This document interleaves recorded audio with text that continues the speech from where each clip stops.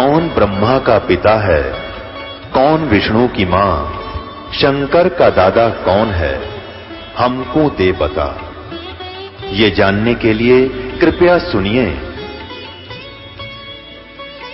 जगत गुरु तत्वदर्शी संत रामपाल जी महाराज के अमृत वचन सर्व पवित्र धर्मों के पवित्र शास्त्रों के आधार पर। अब क्या हुआ, सेठ जी आए 1 महीने के बाद में। अब वो बुद्धिमान बहुत थी, उसने सोचा कि मेरे पति को यदि कोई थर्ड पर्सन नु बतावेगा कि तेरी पत्नी सत्संग में जाती है और रात को जाती है, क्योंकि परमात्मा अधिकतर रात को सत्संग करते थे, क्योंकि दिन में तो किसी को फुर्सत नहीं छोड़ रखी काल ने धंधे में। तो उसने सोचा कि ये कहीं इसके मन में मेरे प्रति कोई दोष ना आ जा और हमारा घर नरक बन जावे। अब क्या हुआ, जिस दिन वो सेठ वापस आया उसी दिन सत्संग था भगवान का और किसी के आसपास ही। तो उसने सोचा कि अपने पति को मैं पहले बता दूं सारी कहानी, और ये ऐसा व्यक्ति है अगर मेरी बात को यो मान लेगा तो फिर ये किसी की नहीं सुनेगा। तो जब वो खाना खाने लगा, खाना खिलाते समय उसकी पत्नी ने कहा, जी मेरे से गलती बन गई और मुझे अक्षमा करना, करोगे, माफ करना। तो वो कहने लगा कि मैं अपनी पत्नी पर विश्वास करता हूँ, मेरी पत्नी ऐसी गलती नहीं कर सकती जो अक्षम्य ना हो। फिर भी बता, अग जी सचमुच माफ कर दोगे, गुस्सा तो नहीं होगे? अगर ना तो बता। मैंने जी आपके पूछे बिना मैं ऐसे मेरी पड़ोसन नाम ले रखा है और उसके साथ में सत्संग में चली गई और परमात्मा की वाणी सुनी मैंने, मेरा दिल कर गया नाम लेने, और मैंने आपसे पूछे बिना दीक्षा ले ली। तो वो बोला, बड़ी अच्छी बात, इसमें क्या पूछना था, या कोई बुरा काम किया तने? भगवान की भक्ति की, बहुत अच्छी बात है। उसका उल्गा सा हृदय हो गया, अके भगवान बड़ी दया करी दाता, ये तो बिल्कुल सरल देसी बन गया। फिर उसने एक और पॉइंट सोचा कि एक बार इसको वो सत्संग स्थल दिखा दूं जहां हम जाते और आते हैं, ताकि लोग इसको भ्रमित ना कर दें, तेरी पत्नी रात में भी जाती है तो यो आदमी का जल्दी सी सेट नहीं होया करे। और उस दिन सत्संग भी था। तो उसने कहा, जी ऐसा है, गुरु जी का आज सत्संग है वहाँ पर, और मेरी साथ की सारी सहेली चली गई, मैं आपके भोजन पानी में लग गई और देर होगी और ना गई तो गुरु जी के दिन नाराज हो जा, आप मेरे साथ चल पड़ो।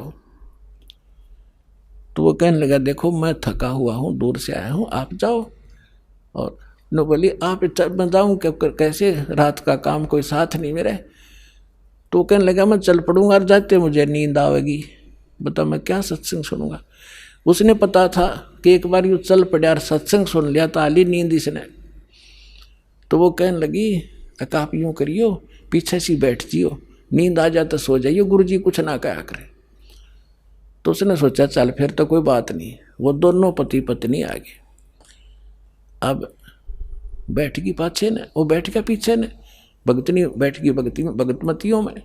परमात्मा ने वह सृष्टि रचना फिर सुनाई। वो तो जाने थे चोट ने सामने मारना। अब लाला जी ने किसी नींद आवे थी, उसका कलेजा फट गया, थर थर का पैगात सारा, और नौके सोके सुने ज्ञान कड़ी कसूती तरह। अब सारा ज्ञान सुन लिया। जब अपनी उसकी पत्नी आई, जी नींद तो नहीं आई? अगर नींद करे मेरे तो बेचैनी होगी, काहे की नींद आवे थी? एक न्यू पूछ ले गुरु जी ते, मुझे नाम दे देंगे? तो उसने जाके कहा, महाराज जी भगत जी आए हैं और यूँ कहे दीक्षा मिल जाएगी। कहा बेटा बोला। तब उसने क्या बोली, कहा जा नाम देंगे आपको। सेठ जी जाकर बैठ गया पास में, कहने लगा, भाई सुन ले लाला जी।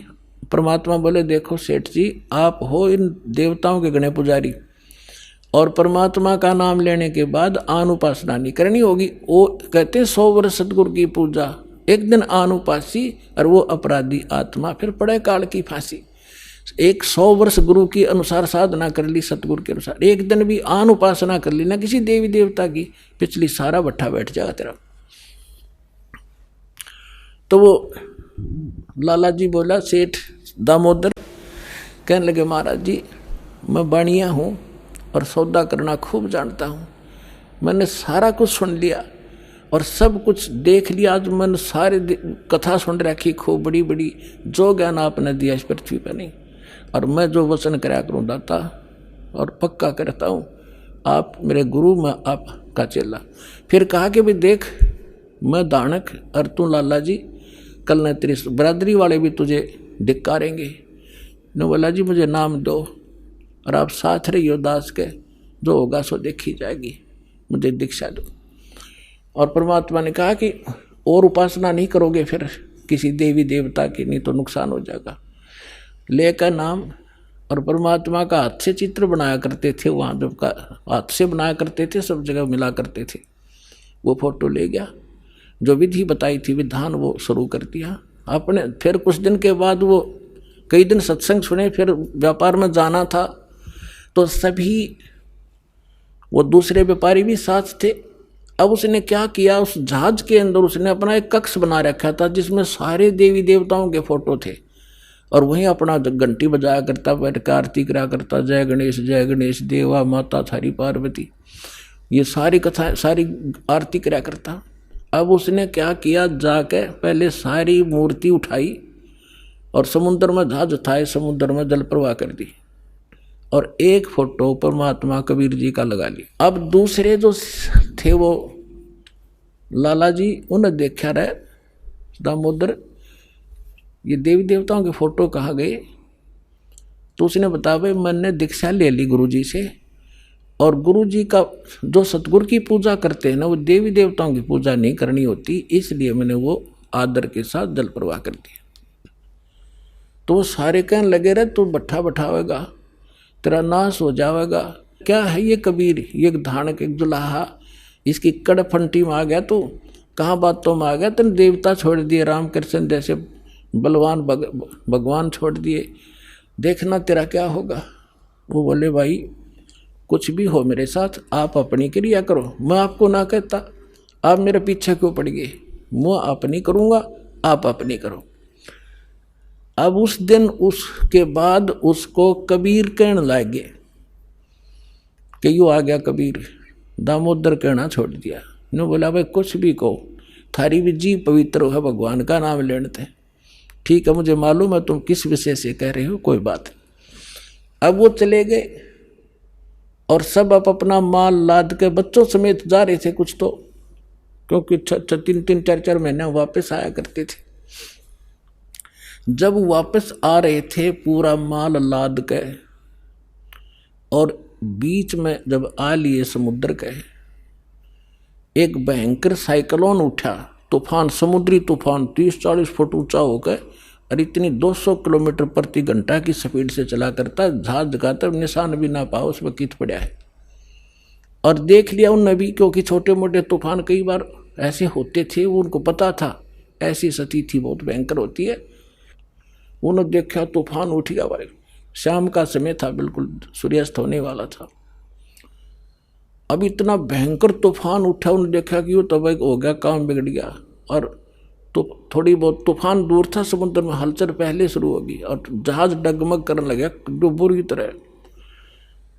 अब सारे अपने अपने देवता ने याद करें, कोई राम ने, कोई कृष्ण ने, जो भी जिसका इष्ट था, और दामोदर शांत बैठे। अब सब घबरा रहे थे, घिगी बंदगी, बच्चे मरे, सारी संपत्ति का नाश हुआ था। तो वो कहने लगे दामोदर आप क्यों नहीं अर्ज करते अपने गुरुजी से कि मैं क्या करूँगा, मेरा गुरुजी तो गरीब सा व्यक्ति है मेरे भगवान, और आपके इसे ताकतवर भगवान जी ने पहाड़ तक ठा लिए, आप बच्चों की ओर मैं बच जाऊँगा, आप कर लो अपनी अर्ज। जब उन्होंने देखा कोई जतन काम नहीं कर रहा, उनमें एक वृद्ध लाला जी था, नो क्या कर भाई, क्या अगर सतगुरु का भगत तगड़ा हो से आप एक वे अर्ज कर दो। ने बोला तुम बैठ जाओ, कदे बीच में फिर नो को महाराज ने सुन ली थी, अग बैठा को नहीं जाता, तो कर लिया रजम बंद हो जाते। तब दामोदर ने कहा था, हे परमात्मा आपका ज्ञान समझ में आ गया और मैंने आपकी महिमा इनका आगे घड़ी गा रखी है, और दाता मुझ नीच के, ठीक है आप तो समर्थ हो, सक्षम हो, कुछ भी कर सकते हो, अगर आज कोई उत्सुक होगी, मुझ नीच के कारण होगी, मेरे में कोई त्रुटि होगी, मैं आपकी मर्यादा ठीक नहीं कर पाऊंगा। हे परमात्मा, आपकी बेइज्जती का कारण ये दास बनेगा। न्यू कह के बेहोश हो गया हृदय से पुकार के। इस बात ने सोच कर मैं तो बहुत क्या करता, परमात्मा न्यू कर दिया, उसका न्यू कर दिया, उसके ऐसे कर दिया। इतने समय में अंधेरा हो गया, रात के 8-9 बज गए और चांदनी रात्रि थी। तूफान ऐसे बैठ गया जैसे छाड़ा सा वहीं का वहीं, न्यू का न्यू धरती में।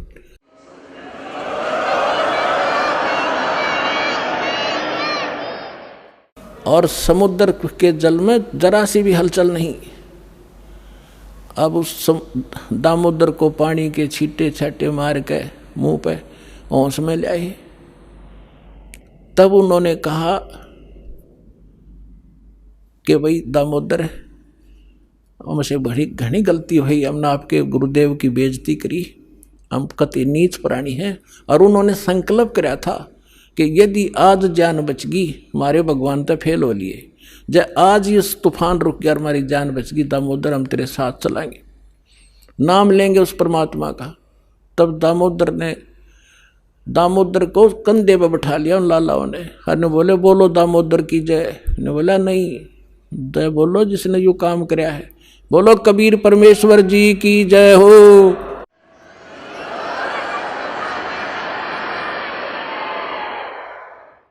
अब उधर से परमात्मा उसी दिन रात्रि में सत्संग कर रहे थे 7-8 बजे सी, और सर्दियों का मौसम था। अब कुछ भक्त सामने आसपास बैठे थे। एकदम परमात्मा ने क्या किया, ऐसे मुंह पर करनो हाथ फेर कर ऐसे झटका दिया। आसपास के बैठे भक्तां के छींटे लगे। उन्होंने सोचा भाई पसीने कैसे आ गए सर्दी में, गुरुजी आपके पसीने आ गए? तो पर वो बोले ना भाई पसीने को नहीं आए। और क्या था, ये पानी कहाँ से आ गया? कि मेरे भगत का जहाज डूबा था, दामोदर सेठ नहीं था, भी नाम लेके गया था। हाँ जी, उसका जहाज डूबा था भाई, अब वो उसने बचा कर आया हूँ मैं। अब वो भगत सोच रहे थे भाई, अब क्योंकि हम भक्ति अवश्य करते हैं लेकिन विश्वास दृढ़ नहीं होता। और परमात्मा कहते हैं कहा हो तो हरि नाम से, जब मन में नहीं विश्वास, बिना विश्वास के जो भक्ति करते हैं वो सफल नहीं होते हैं। तो वो कच्चे से थे और मन में उनके न्यू थी, ऐसे ही शब्द गा रहे थे, ज्ञान सुना रहे थे, पसीने आगे होंगे, हमारे सामने बैठे और वहाँ कैसे समुद्र में जहाज बचा के आए हैं। वो तो बात कही आई हुई। अब वहाँ से जब वो चलकर आए सेठ, 1-2 दिन और लग गया उन्होंने। उस दिन फिर सत्संग हो रहा था। वो पहले अपने घर गया, घर जाकर पता चला कि मेरी धर्मपत्नी भी उड़े जा रही है, सत्संग में गई हुई है। और सारे वो सेठ ने बोले पीछे घर जावांगे, और सारे बच्चा ने साथ ले रहे, पहले अब परमात्मा का उपदेश लेंगे जब घर बढ़ाएंगे। अब हमारा बाकी आज का जीवन, आज के बाद का जीवन उनका ही हमारा। और सारे वहाँ चलेंगे, सीधे वहाँ 15-20 लाला जी उनका परिवार। अब क्या हुआ, अब उधर सत्संग चल रहा था, वही भक्त मिले जुले से वो आया करते उस क्षेत्र में, तो सारे वही बैठे।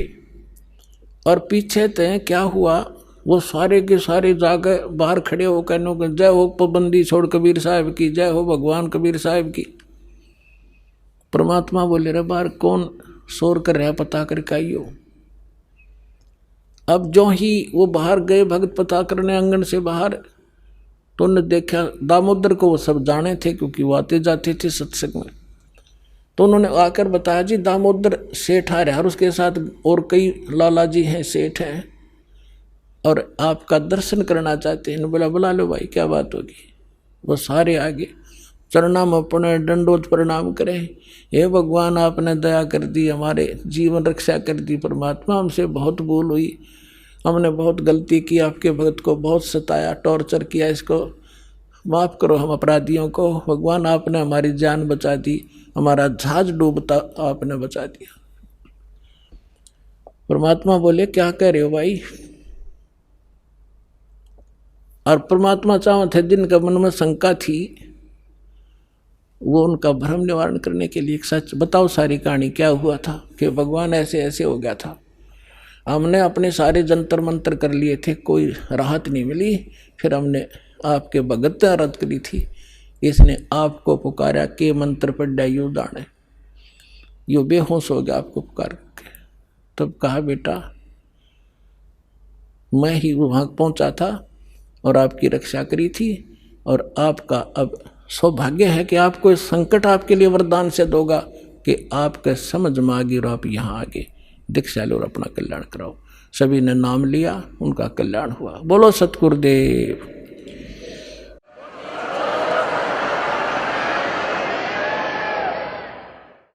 दामोदर सेठ के हुए थे अकाज, अर्ज करी डूबता देखे जहाज। दामोदर सेठ के हुए थे अकाज, अर्ज करी डूबता देखे जहाज। लाज मेरी रखियो गरीब नवाज, समुद्र से पार लंघाने वाले। लाज मेरी रखियो गरीब नवाज, समुद्र से पार लंघाने वाले। धन धन सतगुरु सत कबीर भक्त की, पीड़ मिटाने वाले सत साहिब। परम पिता परमात्मा पूर्ण ब्रह्म सारी सृष्टि के रचनहार कबीर देव कबीर परमेश्वर जी की असीम रजा से आप सभी पुण्यात्माएं सत्संग सुनने के लिए उपस्थित हुए। जिन पुण्यात्माओं के, जिन प्राणियों के पुण्य बहुत ज़्यादा होते हैं उनको मानव शरीर प्राप्त होता है। मानव शरीर दो प्रकार से प्राप्त होता है। एक तो टर्न वाइज मिलता है। परमात्मा का विधान है कि इस जीव को भले ये कितना ही निकम्मा हो, 84 लाख प्रकार के प्राणियों के कष्टों को पूरा एक चक्कर लगाने के उपरांत इसको एक मानव शरीर परमात्मा अवश्य दिलवाते हैं। और दूसरी प्रकार का जो मानव शरीर प्राप्त होता है वो उन पुण्यात्माओं को होता है जो पहले भी मानव थे, उनके पुण्य ज़्यादा थे, जिस कारण से किसी जन्म में उन्होंने शुभ साधनाएं, शास्त्र अनुकूल साधनाएं की होती हैं, शुभ संस्कार बनाए होते हैं, जिसके परिणाम स्वरूप उनको कई कई सैकड़ों भी मानव शरीर प्राप्त हो जाते हैं। लेकिन उन मानव शरीर के अंदर यदि सतगुरु नहीं मिलते तो उनको फिर से शुभ संस्कार बनाने का अवसर प्राप्त नहीं होता। और सतगुरु के अतिरिक्त अन्य किसी नकली संतों से ज्ञान प्राप्त करके साधना करते हैं, वो शास्त्र विरुद्ध साधना होने से यूजलेस होती है। उदाहरण के लिए श्रीमद् भगवत गीता अध्याय नंबर 16 के श्लोक 23 और 24 पर्याप्त है। और जब तक हम शास्त्र अनुकूल साधना नहीं करेंगे हमारे आध्यात्मिक शुभ संस्कार नहीं बन सकते। तो जिस कारण से भले ही सैकड़ों मनुष्य जीवन भी प्राप्त कर ले वो प्राणी जिसके पूर्व जन्म के किसी समय शुभ संस्कार ज़्यादा संचित हो गए और फिर वो मनुष्य शरीर प्राप्त करता हुआ आ रहा है, उसके लिए वो कौन सा समय है? अब ये समय है जो ये प्राइम टाइम है, ये बिचली पीढ़ी प्रारंभ होगी कलयुग की। इसमें परमात्मा अपने बच्चों को अपने वचनानुसार अब सबको तत्व ज्ञान से परिचित कराएगा, सतनाम सारनाम सबको प्राप्त कराएगा। जो यहाँ से निकल जाएंगे सावधानी बरत कर सत साधना करके, वो तो गए, सफल हुए। और जो नहीं निकल पाए और साधना कर रहे हैं, किसी भी कारण से वो फाउल हो जाते हैं और पार नहीं हो पाते हैं, तो वो भी करोड़ों और काफ़ी करोड़ों की संख्या में ऐसे हो जाते हैं। तो जो करोड़ों की संख्या में सत्साधना करते हुए और यहाँ रह जाएंगे, ये मंत्र ऐसे अनमोल और इतने कीमती हैं, इनकी थोड़ी ही साधना से बहुत ज़्यादा आध्यात्मिक एनर्जी स्टोर हो जाती है। सतनाम के विषय में सूक्ष्म वेद में कहा है, सतनाम पालड़े रंग होरी हो, 14 लोक चढ़ावे राम रंग होरी हो, 3 लोक पास अंग धुर रंग होरी हो, तो ना तुले तुलाया राम रंग होरी हो। जैसे हम यहाँ के त्योहार मनाते हैं, होली, होरी मीन खुशी से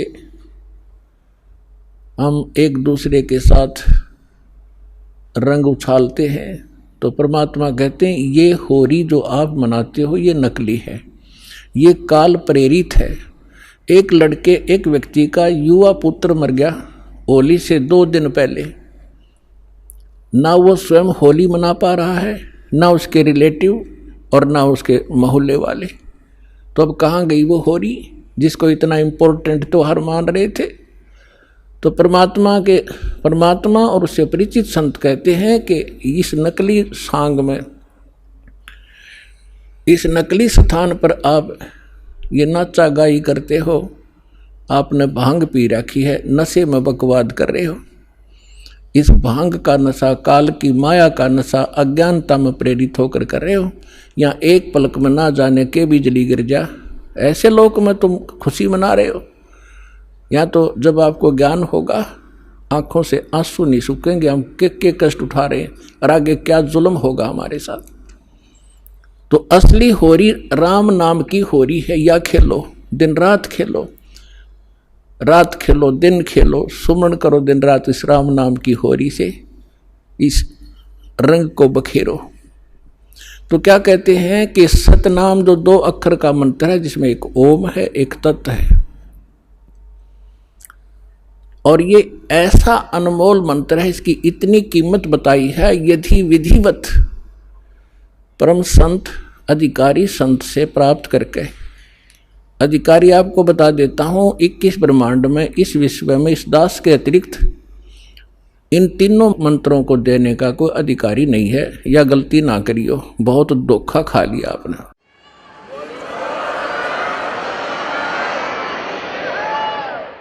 और कोई निकम्मी आत्मा इस दास से मंत्र प्राप्त करके स्वयं संत बनकर ये दान कर रहा है, वो महा अपराधी है भगवान का, और धोखेबाज है, वो डुप्लीकेट बना रहा है वो पासपोर्ट, जो आगे जाके आपको बहुत धोखा देगा। उसको काल का पक्का दूत समझना, उससे आप भी बचना, और जहाँ तक संभव हो जिसने उनको फंसा रखा है उन भाई बहनों को भी सतर्क करना प्यार से। तो क्या बताते हैं, इस सतनाम के 2 अक्षर के मंत्र का श्वास उश्वास से नाम जपना होता है। परमात्मा कहते हैं, श्वास उश्वास में नाम जपो, व्यर्था सांस मत खो, ना जाने इसी श्वास को आवन हो कि न हो। फिर क्या बताते हैं कि ये इतना एक श्वास का एक सतनाम एक भी आपने सुमन कर लिया विधिवत अधिकारी संत से, और बिल्कुल सावधानी से, यानी सिमरण जब करते हो सतनाम का, बाहर जो मंत्र छोड़ते हो उसके ऊपर उसकी अंदर से जो उच्चारण होता है श्वास के द्वारा महसूस होता मैं क्या बोल रहा हूँ, और बाहर श्वास छोड़ते समय कौन से मंत्र का उच्चारण होता है, उसको अजप्पा जाप कहते हैं। बाहर छोड़ते हैं, उस मंत्र के उच्चारण पर आपकी सुरत और नृत्य लगी रहे, मन लगा रहे। अंदर जौन सा लेते हैं, जो 2 अक्षर में से एक अंदर लेते हैं, उसके ऊपर भी आपका ध्यान रहे। वैसे मतलब नहीं कि आत्मा माला फिरती रहे, सांस चलता रहे और सुमन होता रहे, ये नहीं चलेगा। सुरत निरत और पवन, सुरत निरत मन पवन, ये चारों पदार्थ एकत्रित करने होते हैं। जब श्वास, पवन माने श्वास से सुमन करते हैं तो उसके ऊपर हमारा सुरत और निरत और मन, और श्वास चल ही रहा है, ये पवन, इन चारों को एकत्रित रखना है। तो ऐसे एक सिमरण आपका पूरा हो गया। जल्दी नहीं करे इसमें, ये सहज मार्ग है। कई जल्दी के मारे मन फटाफट खींच दे मीटर सुमरण का, प्यार से करे चाहे थोड़े कर ले, उसकी कीमत होगी। और सिमरण करे ध्यान से, बगैर सुरत नृत्य लगाए कोई सिमरण हो रहा है वो काम असफल नहीं होगा। तो ऐसे किया हुआ सतनाम का एक सिमरण की कितनी कीमत बताई है पुण्यात्माओं।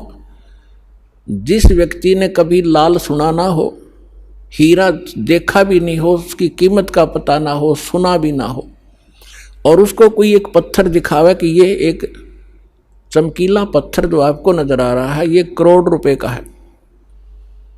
अब सामने वाले ने कभी ये देखा नहीं, कभी उसका व्यवहार उससे पड़ा नहीं, तो वो मानने या ना मानने पर उसकी कीमत ज्यों की त्यों है। इसी प्रकार इस सिमरण की जो दास आपको दे रहा है ये हीरे हैं। मोती मुक्ता दर्शत नाही, ये जग है सब अंदरे, दिखत के तो नैन चश्म इनका फेरा मोतिया बंदरे। चारों युग में मेरे संत पुकारे, और कूक कहा हम हेल रे, हीरे माणिक मोती बरसे, ये जग चुगता ढेल रे। परमात्मा ने कहा कि मैं चारों युगों में आया हूं। सतयुग में सतसुकृत नाम था मेरा, और त्रेता में मुनिंदर, द्वापर में करुणा में, और इस कलयुग में कबीर नाम से मैं आया हूं। तो चारों युगों में मैं आया हूं। और परमात्मा का विधान वेदों से आपको बहुत बार बताया है कि वो परमात्मा कैसी लीला करता है। ऊपर रहता है सतलोक में, सह शरीर मनु सदृश्य है, वहाँ राजा के समान एक सिंहासन पर विराजमान है। वहाँ से गति करके आते हैं या अच्छी आत्माओं को मिलते हैं, उनको अपने से परिचित कराते हैं सचखंड सतलोक ले जाके, फिर उनको वापस छोड़ते हैं। फिर वो परमात्मा से परिचित महापुरुष परमात्मा के उस यथार्थ ज्ञान को संसार के अंदर फैलाते हैं, और परमात्मा स्वयं भी वही काम करने के लिए आते हैं। एक कवियों की तरह लोकोक्तियों के माध्यम से अपने ज्ञान को प्रचार करते हैं। तो क्या बता रहे हैं, चारों युग में संत पुकारे, कूक कहा हम हेल रे, हीरे माणिक मोती बरसे, ये जग चुगता ढेल रे। हम सत्य ज्ञान और सत्य साधना रूपी हीरे और मोती आपके सामने बखेरते हैं, और आपने उनकी पहचान नहीं है। आप ये कंकर पत्थर आन उपासना, अन्य देवी देवताओं की पूजा, ये भूत पूजाएं करके आप कंकर पत्थर इकट्ठे कर रहे हो, ये सोचकर ये बहुमूल्य होंगे। तो यहां परमात्मा कहते हैं हीरे मोती माणिक बरसे, ये जग चुगता ढेल रे।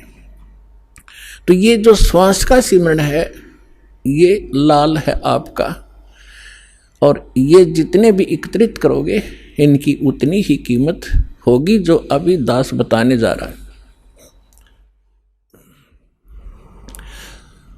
क्या बताते हैं कि एक सिमरण आपने कर लिया श्वास का, एक सतनाम के 2 अक्षर का, एक मंत्र बाहर छोड़ा, दूसरा अंदर लेते हैं, ये एक कंप्लीट मंत्र बन गया।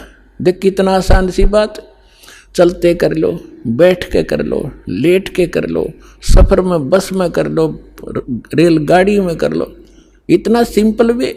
इन अज्ञानियों ने इसको पहाड़ बना रखा था, खड़े होकर तपो, ढूंढने लगा लो, व्रत रखो, जंगलों में जा बैठो, और फिर जंगल में चले गए, रोटी के लिए फिर आए गृहस्थी के पास, दिए माई अंडे धक्के खाते। अब सारा काम अव्यवस्थित कर दिया इन लोगों ने, अज्ञानियों ने। तो क्या बताते हैं परमात्मा कि इस सतनाम के एक सिमरण की कितनी कीमत है। होय होय, सतनाम पालड़ रंग होरी हो। तराजू के तखड़ी के एक पलड़े में सतनाम के एक सुमरण की कीमत रख दो और दूसरे में पृथ्वी लोक की पूरी कीमत, स्वर्ग लोक की कीमत और पाताल लोक की कीमत, तीन ये तो पासंग है। और दूसरी में 14 लोक, विष्णु जी का लोक, ब्रह्मा जी का लोक, शिव जी का लोक, दुर्गा का लोक और ये निरंजन का लोक, और ऊपर जो स्वर्ग के अंदर महास्वर्ग के अंदर आगे कई डिवाइड कर रखे। ऐसे ये कुल मिलाकर 14 लोक में बनते हैं, तल उतल ये नीचे के। परमात्मा कहते हैं 14 के 14 लोकों की कीमत दूसरे पलड़े में रख दो। एक पलड़े में सतनाम की एक वैल्यू और उधर 14 लोक चढ़ावे राम रंग होरी हो। और 3 लोक पासेंग धरे, पृथ्वी लोक, स्वर्ग लोक और पाताल लोक की को तो गिनती में भी नहीं है इसकी, उसके सामने कीमत। अब पासेंग क्या होती है, अब आजकल के बच्चे तो नहीं जानते होंगे, लेकिन हमारे समय के हम अच्छी तरह जानते हैं। हमारा खूब पाला पड़ा है, किसान परिवार में जन्म था। हमारे पिता जी के पास ये सेठ लोग कणक लेने आते थे, तो उस समय वो कहा करते भी सेठ जी तराजू चेक करा तेरी। वो चेक कराता था, उसमें कुछ एरर होती तो उसको ठीक करने के लिए उसी जैसे गेहूं तोल रहे हैं, गेहूं से थोड़े से कणक लिया और उस दूसरे पलड़े में डाल दी जाती है। वो पासिंग ठीक करने के लिए, पासिंग माने एरर, उसके लिए वो कणक रख दी जाती है, उधर ही बट्टे रख दिए जाते हैं, दूसरी साइड पलड़े से फिर कणक तोली जाती है। तो वो जो एक मुट्ठी कणक डाली है वो पासिंग है, वो सौदे में नहीं आती, वो तो व्यर्थ में पड़ी है। वो चाहे ग्राहक की तरफ जाओ और चाहे धनी की तरफ रह जाओ, उसकी कोई ध्यान नहीं करता, वो पासिंग है, यानी इतनी कम वैल्यू है। तो आप कितनी पुण्यात्मा हो और कितना सिमरन आप करते हो और आप कितने धनी होते जा रहे हो अध्यात्म के। कबीर साहब कहते हैं, कबीरा सब जग निर्धना, धनवंता ना कोई, धनवंता सो जानियो जिस पर राम नाम धन हो। अब आज अरबपति है और कल मृत्यु हो गया, भक्ति करी नहीं, तो कल क्या है, वो गधापति है। फिर वो गधा बनकर घूम रहा होगा, कुत्ता बनकर गलियों में सैर सपट्टे कर रहा होगा, टट्टी खा रहा होगा, खा के यहाँ का धन। तो पुण्यात्माओं, इस परमात्मा की शरण में आपको यहाँ के भौतिक सुख भी आपके डिमांड रिक्वायरमेंट के अनुसार अवश्य देगा ये दाता, और फिर आपकी जो भक्ति की शेष पूंजी को सुरक्षित रखेगा, ताकि चल आपके यहाँ जाते समय आपका धन सुरक्षित रहे। अब क्या बता रहे हैं,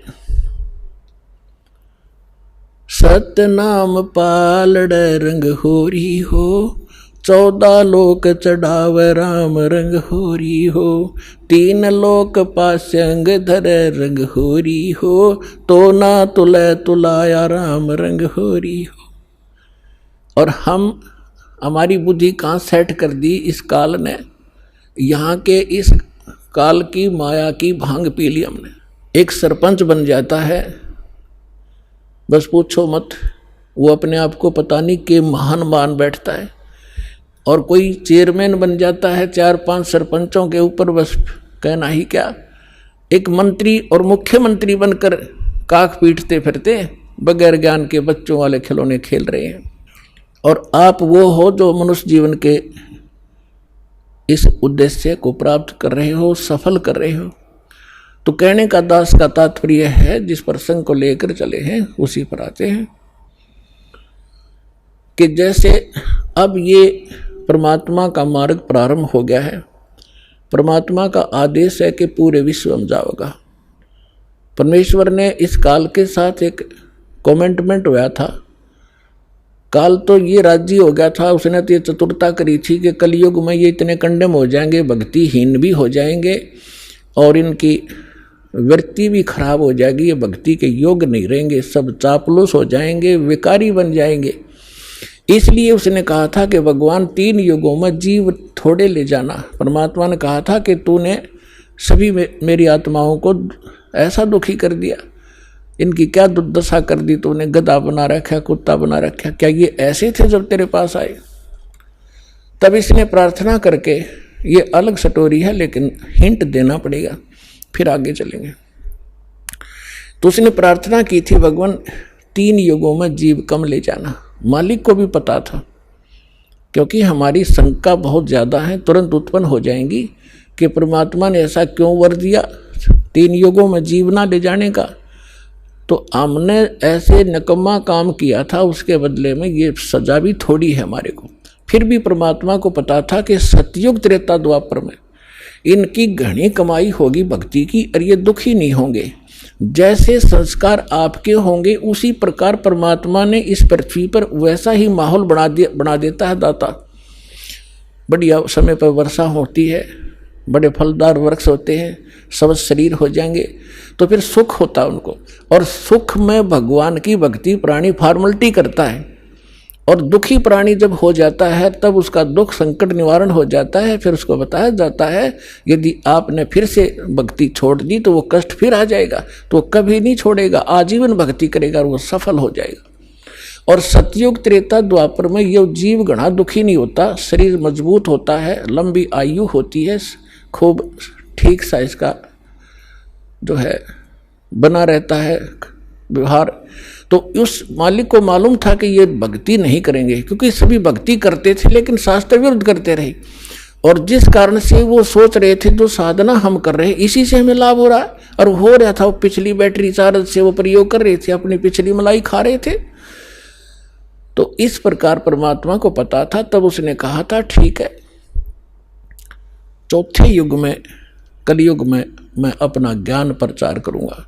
तो काल ने कहा था कि देखो जी, जबरदस्ती ना करना, बलपूर्वक मत ले जाना, आपके ज्ञान को कोई माने, समझे, स्वीकार करे और आपकी भक्ति करे तो वो आपके हों।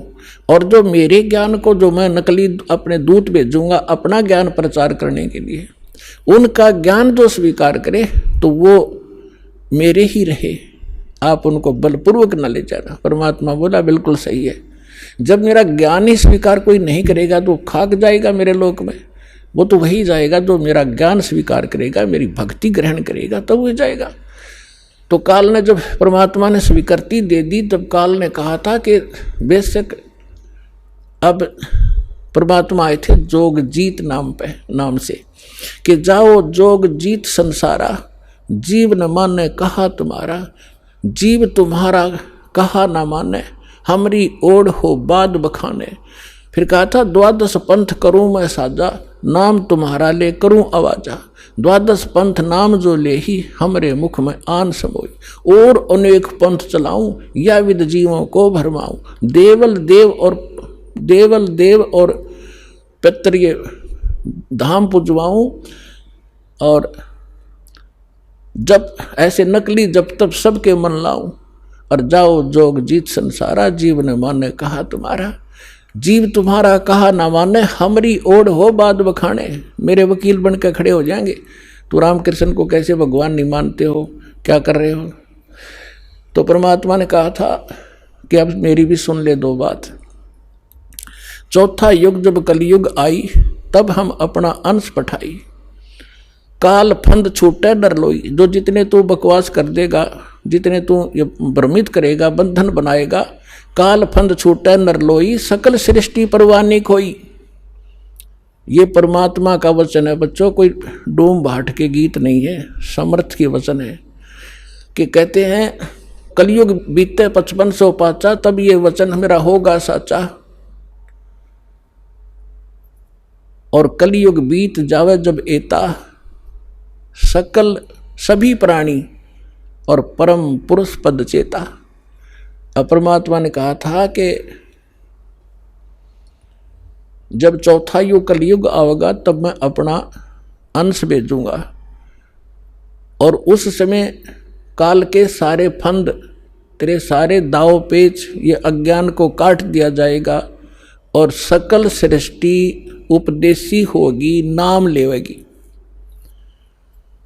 और फिर कहा था कि जब कलयुग 5505 बीत जाएगा तब मेरा ये वचन सत्य होगा, और उस समय पूरा विश्व उस परमात्मा के उस परम पद का जानकार होगा, उसको पता चले। अभी तो हम स्वर्ग और नरक, कोई व्यक्ति मर गया, नो के स्वर्गवासी हो गया, चाहे जाता हो नरक में, हमने एक कोड वर्ड बना रखा था। तो अभी तक हमने सतलोक और सचखंड का पता ही नहीं था, परमात्मा का परम पद कौन सा है और कहाँ रहता है, कैसा है, कैसे प्राप्त होता है। और ये नकली पंथ चले थे काल के, राधा स्वामी पंथ और कबीर पंथ, जो 12 पंथ है कबीर जी के नाम से चला रखे, सारे नकली और काल के प्रेरित हैं। इनमें ना सत्य ज्ञान है ना सत्य साधना है। तो अंडरस्टूड है, जानना ज्ञान सत्य है, ना वहाँ नाम साधना सत्य है, तो क्या है वो तो खोखा है, नकली है, डुप्लीकेट सारे। तो अब परमात्मा ने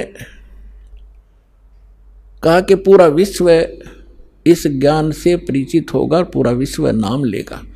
अब प्रसंग चल रहा था कि 2 प्रकार से मानव शरीर प्राप्त होते हैं।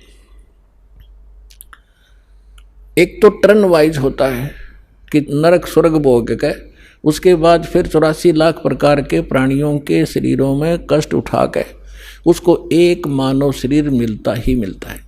तो वो उस प्रकार का प्राणी शीघ्र भक्ति पर नहीं लगता। उसके अंदर एक ऐसा गुण होता है, अवगुण होता है, वो बहुत ही देर से बहुत समय लगेगा उसमें, लेकिन मालिक की दया, जो दास ने कल उदाहरण दिया था उस तरीके से उसके ऊपर असर होता है। वो भी तरीका मालिक उन बच्चों के लिए भी अपनाएगा अब। लेकिन जो बता रहा दास के, एक पिछले संस्कारों से पुनर्जन्म होते रहते मानव के, उसके लिए अभी तक दास या भूमिका बना रहा है, ये समझाने के लिए आपको कि जैसे आप जी को प्रथम मंत्र दिया जाता है, पहले परमात्मा ने इस प्रथम मंत्र में केवल ये बीच वाले 5 नाम ही दिए जाते थे। और ये काल के पंथ, जो राधा स्वामी पंथ और इससे निकले हुई जितनी शाखाएं हैं, ये 5 नाम देते हैं। और वो कौन से नाम? 5 काल के, यूजलेस, ओंकार, निरंकार, ज्योत निरंजन, सोहम और सतनाम। सतनाम कोई जाप है, ओंकार निरंकार ये कोई जाप है। ये 5 नाम थे जो दास आपको प्रथम मंत्र में बीच के 2, फर्स्ट एंड लास्ट को छोड़कर, ये पहले नहीं दिया जाता था, इसलिए इसको अभी तक गुप्त रखा था। ये कंप्लीट कोर्स है। और वो बीच वाले जो मंत्र हैं वो आपको संसारिक सुविधा यहाँ की उपलब्ध कराएंगे, क्योंकि उनका टैक्स देंगे। ये पूजा नहीं, साधना है। साधना और पूजा में अंतर होता है। जैसे हम पूजा करते हैं परमात्मा को पाने की, तो हम परमात्मा को पाने के लिए जो भी प्रयत्न करते हैं वो साधना है। जैसे हमारा पूज्य है जल, हमने जल प्राप्त करना है, तो जल प्राप्त करना जमीन के अंदर है, तो हमारा जो पूज्य है, इष्ट है, वो है जल। और उसके पाने के लिए, जल प्राप्त करने के लिए जो भी हम क्रिया करते हैं, बोकी लगाते हैं, पाइप डालते हैं, फिर हैंडपंप लगाते हैं, तो वो हमारी साधना है, वो पूजा नहीं है। उसको पाने के लिए जो हमारा पूज्य है, हमारा जो इष्ट है, वो तो जल है। उसके लिए जो प्रयत्न किया गया वो साधना है और वो पूजा है उसको पाने की। तो इस प्रकार इसको पूजा और इसको समझना। हमारी आस्था तो जल के अंदर है, उन इंस्ट्रूमेंटों में थोड़ी है, और उनके बिना वो मिले नहीं। तो इसी प्रकार ये जो प्रथम मंत्र आपके दिए जाते हैं ये साधना है। और इस जैसे इस दूसरे शब्दों में दास आपको कहे कि जैसे ये मंत्र एक ऐसी कमाई है, ऐसी शीघ्र अफेक्ट करती है, देवताओं को विवश करते हैं ये मंत्र आपको लाभ देने के लिए। जैसे आपको बताया था कि भैंसे को भैंसा भैंसा करता रहो, वो कभी ध्यान नहीं देता। आप वैसे गुण गाए जाओ, जय गणेश देवा, माता थारी पार्वती, पिता माँ देवा, हम घोट रखे थे हमने, ये कभी नहीं सुनेंगे। और इनका एक मंत्र दे रखा है आपको, उसका जाप करो, तुरंत अटैक होगा उनके ऊपर जाके और सतर्क होंगे। क्या हो गया बच्चे को, क्या डिमांड है इसकी, देखो इसका अकाउंट कितना हमारे इसमें, उस तुरंत उसका राहत दी जाएगी। तो जो भैंसे ने भैंसा भैंसा करो कति नहीं सुने, अरे एक बार कर दो हुर्र, वो तुरंत देखेगा नू और अट्रैक्ट होगा, दौड़ने की चेष्टा करेगा उस आवाज की ओर।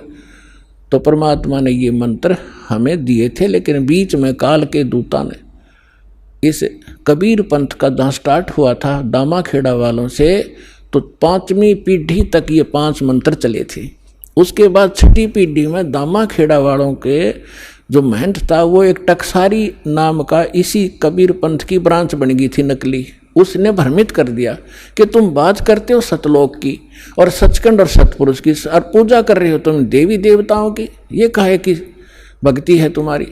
तो भ्रमित हो गया, उसको ज्ञान नहीं था, छठा पीढ़ी वाला था।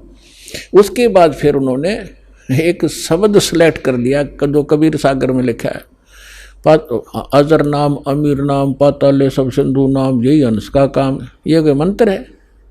ये तो एक श्लोक शब्द है। तो इन मंत्रों से इन आपकी पूजा नहीं है। पूजा हमारा कबीर देव पूज्य है, उसको प्राप्त करना सतलोक हमारा प्राप्त करना उद्देश्य है। और ये साधनाएं हैं, ये इंस्ट्रूमेंट हैं, ये प्रयोग करने ही करने पड़ेंगे। अब उसके बाद जो सतनाम आपको दिया जाता है, सतनाम के अंदर एक आध सिरफिरा जो विशेषकर वो व्यक्ति भ्रमित होता है जिसके कर्म घड़े बिगड़ जाते हैं, जो 100, 200, 1000, 2000 व्यक्तियों को भ्रमित करके उनको अपने पीछे लगा कर गुरु बन बैठता है। अब क्या बन गई, परमात्मा की दया हो रही है, हमारे जो बच्चे शिष्य बनते हैं जो पहले अन्य इन गुरुओं के पास थे, अब बच्चे को बालक थोड़े ही एजुकेटेड हैं, दास ऐसे ढंग से ज्ञान देता है कि बालक भी समझ जा और प्रमाण देता है, तो उनको समझ में आ रहा है, वो अपने गुरुओं के पास जा रहे हैं। उन गुरुओं से भी कह रहे हैं जी आप भी चलो, आप भी भ्रमित हैं और हमें भी मिसगाइड किया आपने। आपका उद्देश्य तो ठीक था कि हम कुछ मार्गदर्शन करें, लेकिन आपको ही नहीं पता, आप झूठे गाइड बन गए, आप भी चलो। तो जो अच्छी आत्माएं हैं वो आ जाते हैं, दीक्षा भी ले रहे हैं। एक तो ये कह रहा था कि मेरे 20,000 शिष्य हैं, मुझे ये ज्ञान मिला, पहले मैंने ज्ञान गंगा पढ़ा और फिर मैंने अपने शिष्यों से कहा कि तुम भी पढ़ो, देखो इसमें क्या है। तो उन शिष्यों से ने कहा जी इसमें तो अद्वितीय ज्ञान है। तो मैंने कहा कि जाओ तुम दीक्षा लेकर आओ। तो वो अपने शिष्य भेजे उस प्यारी आत्मा ने, और अब कह रहा था पिछले सत्संग पे कि पिछली बार मैं भी आ गया हूँ और शेष को भी अब जाके ये ज्ञान गंगा दूंगा और यहाँ लाऊंगा। ये है महान आत्मा। ठीक है, जब तक धोखे में हम भी थे, गलत साधना हम भी कर रहे थे, जिस दिन पता चला उसी दिन हम दिशा बदल ली। तो बुद्धिमान होता ये। और एक ऐसा सिरफिरा मिला, चेले भी उसके साथ थे, चेलों के सारी समझ मारी, उसमें अहंकार अभी शेष था। वो खड़ा लाइन में कहने लगा जी मैंने 2 बात करनी है। वो कहते हैं जी ये हमारे गुरुजी थे पहले और आज इन्हें दीक्षा ले ली है। अब वो प्रथम दीक्षा ले ली, द्वितीय दीक्षा ली जब उसने कहा कि ये क्या है, ये वही मंत्र है, उल्टे सुल्टे करके दे रहे हो, ये कोई सतनाम हुआ। तो पुण्यात्माओं यही मार खाता ये प्राणी। वो एम था, उसके अंदर अहंकार था। अब डॉक्टर मैं हूं और रोगी वो बनकर आ रहा है और डॉक्टर की दवाई में वो ऑब्जेक्शन कर रहा है। एक जड़ी बूटी होती है, उनको अगर 4-5 जड़ियां मिलाई जाती हैं तो उनका गुण धर्म कुछ अन्य होता है, वो कुछ अन्य लाभ देती है। और जब उनको सिंगल खाया जाता है तो वो अलग लाभ देती है, और जिनको 2 में मिलाकर खाया जाता है तो वो अन्य लाभ देती है। तो इस प्रकार उसको समझाने की चेष्टा की और वो उसका सौभाग्य दुर्भाग्य साथ है, उसका समझ में आई कि ना हुई। तो आपको भी बता रहा हूँ कि ऐसे भ्रमित ना होना। पहले तो ये देखो कि जो ज्ञान दास ने आपके रूबरू किया है, विश्व में आज तक ब्रह्मा विष्णु महेश क्लियर नहीं कर सके इसको, इस दास पे दया हुई।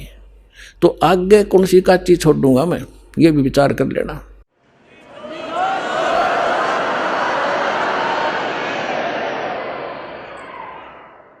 और फिर ये साथ साथ एक पॉइंट को क्लियर करने के लिए 6 उदाहरण देता हूं, ऐसे मजबूत जो हलाए नहीं हिल सकते। यही मंत्र किस ने जाप किया?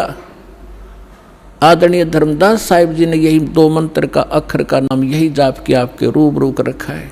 नानक साहब जी परमात्मा से सीधे मिले। परमात्मा उनको बेई नदी पर जिंदा महात्मा के रूप में सचखंड लेकर गए और फिर उनको वापस छोड़ा। तीसरे दिन अदृश्य रखा और फिर उन्होंने कौन सा नाप जाप किया? उनकी समुद्र की साखी परमात्मा जो बाला वाली जो साखियां हैं, जन्म साखी, उसके अंदर एक समुद्र की साखी है।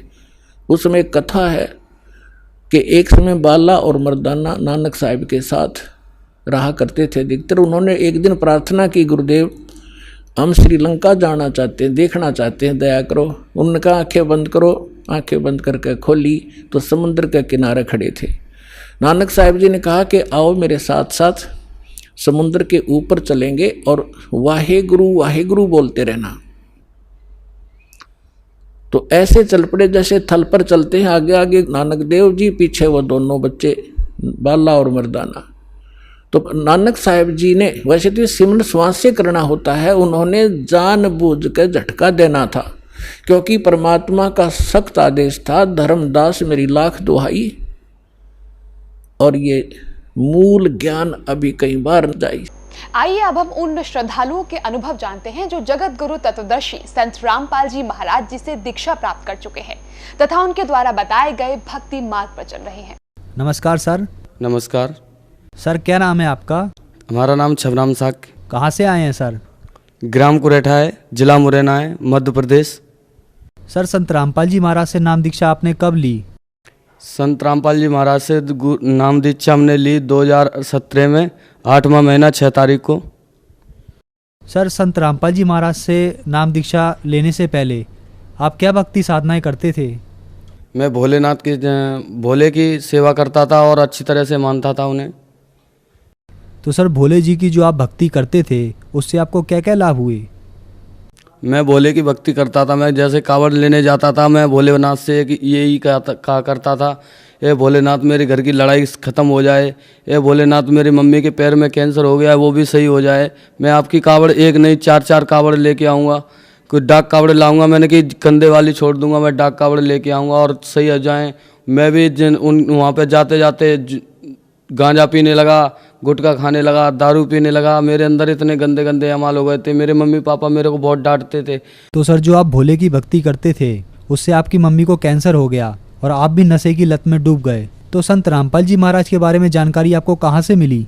संत रामपाल जी महाराज के से मेरे को मतलब जानकारी ऐसे मिली कि मेरे मम्मी पापा हैं वो 2008 में जुड़े हुए थे और वो हम जब भी घर आया करते थे तो हमसे कहा करते थे कि बेटा वहाँ पे हमारे गुरुजी हैं, ऐसे ऐसे वहाँ चलो तुम्हारे अमाल भी छूट जाएंगे और दूसरी बात आप सुधर जाओगे, गंदे काम से अलग हो जाओगे। तो मैं नहीं आया करता था। जगत की जो भी लोग हमारे दोस्त लोग हैं वो बोलते थे बेटा ये गलत बात है, ये तो ऐसे ही है, फलाना ढीका, ये वो गंदा संदा है, ये गुरु संत महाराज ऐसा है वैसा है।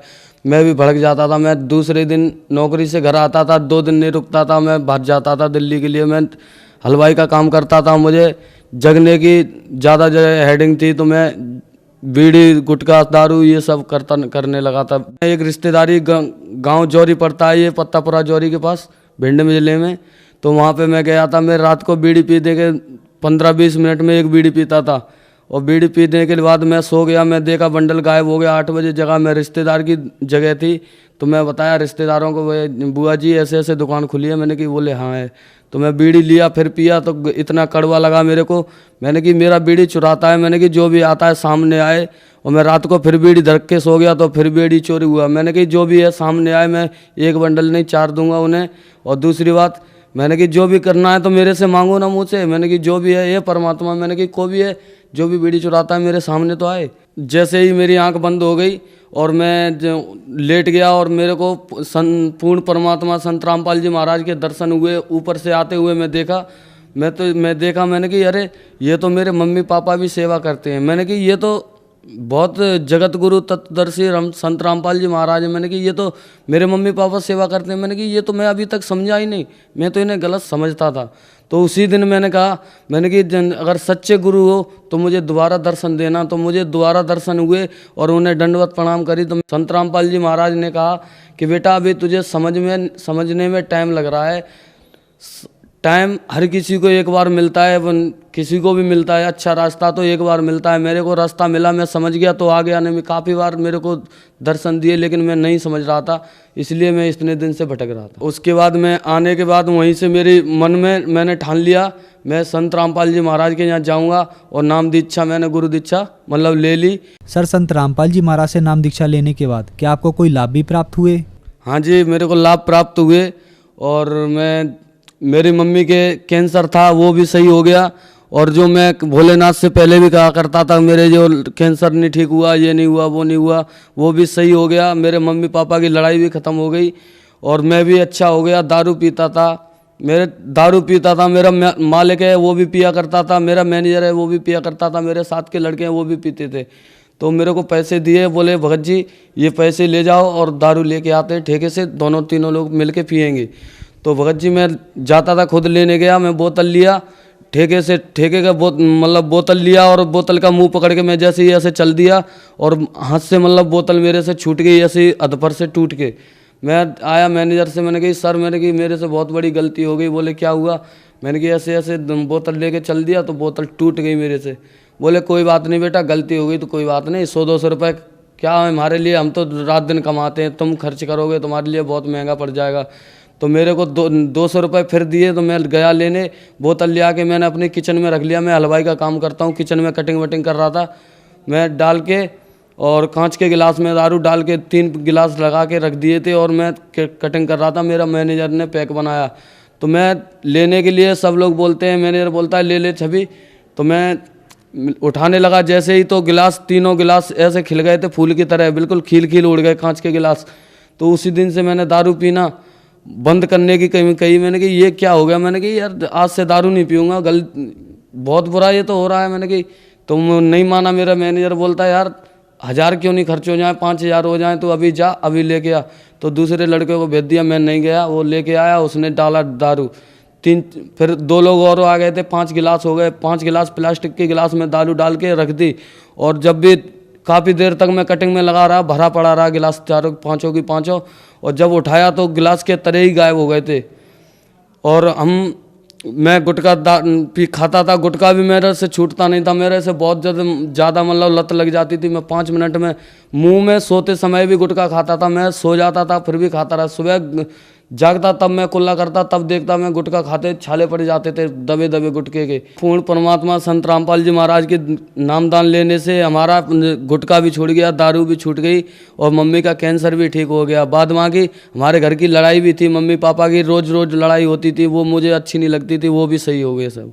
सर, संत रामपाल जी महाराज से नाम उपदेश लेने के बाद आपको बहुत से लाभ प्राप्त हुए, तो जो समाज आज आपको देख रहा है उनको आप क्या संदेश देना चाहेंगे?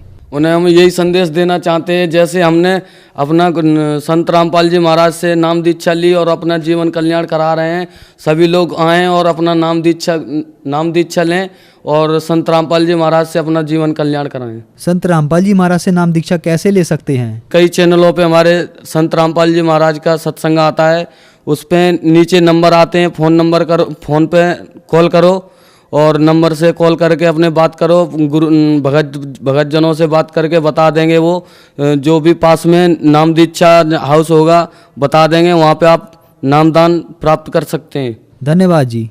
सत साहिब।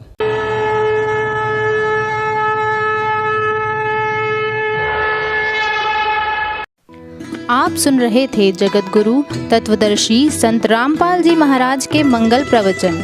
अधिक जानकारी के लिए संपर्क करें 8222-880-541, 8222-880-542, 8222-880-543, 8222-880-544। हमारी वेबसाइट है www.jagatgururampalji.org।